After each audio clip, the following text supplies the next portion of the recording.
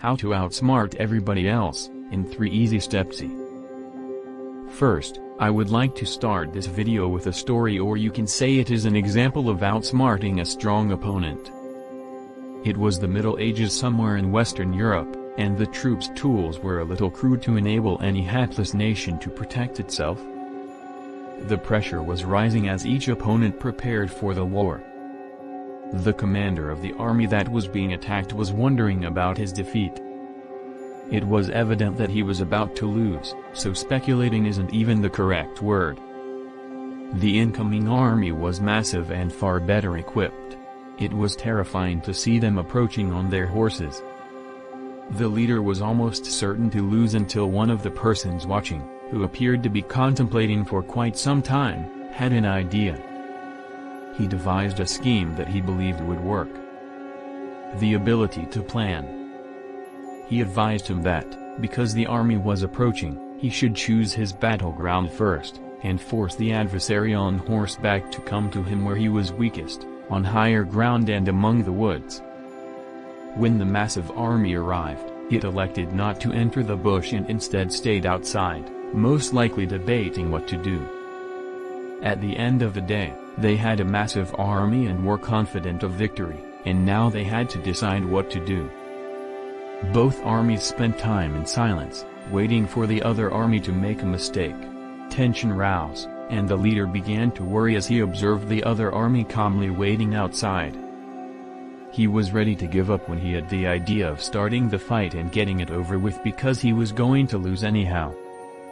Again, this wise man advised him to wait and be patient because the army did not have enough water supplies to camp for an extended period of time.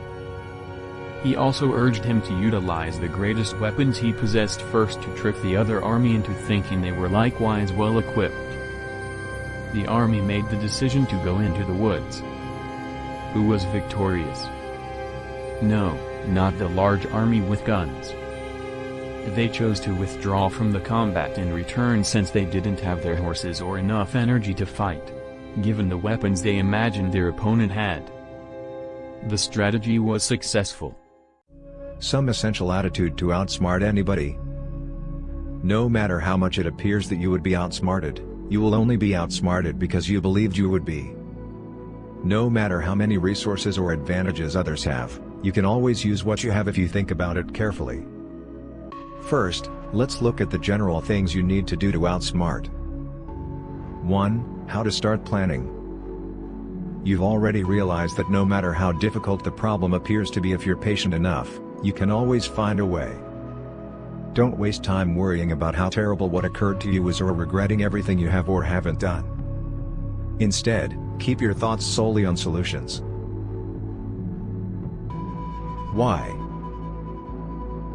We have a system in our brain called the reticular activating system, RAS.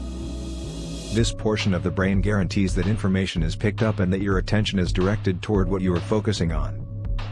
Remember when you got a certain model of cell phone or car and then noticed how many people had it? They didn't buy it because you did. Your RAS began directing your attention to what you were previously focused on. When you focus on being solution-oriented, this region of your brain will make sure it helps you uncover ideas and available resources. 2. Why should you keep calm? When you react emotionally, your brain messages halt at the limbic system, which is in charge of emotions, and do not reach your cortex, which is the rational part of the brain. The calmer you are, the more intelligent your responses will be. You boost your odds of always obtaining a smart answer if you shift your focus from anxiety to finding a smart solution. Consider how many times you've said to yourself, this is something I should have stated. I should have said that, when you got out of a particular predicament. The reason these answers didn't occur to you at the time, despite the fact that many of them were rather obvious, was because your attention was concentrated on the possibility of not finding a response. Concentrate on the logic of the conversation to discover an answer. 3. The power of questions. Before we get into the specifics, the individual asking the questions is frequently in a position of authority. When it comes to inquiries, there are 2 approaches you might take if you believe the person you're dealing with is being unfair. The first technique is to entice them to your battleground.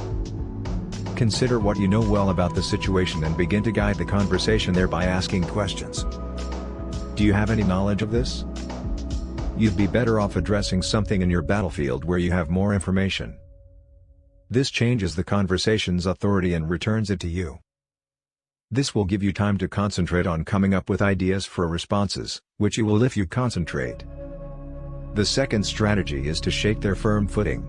Isn't it true that the devil is in the details? Use inquiries to get more information about what they're saying, because the more information you obtain, the more mistakes you'll find.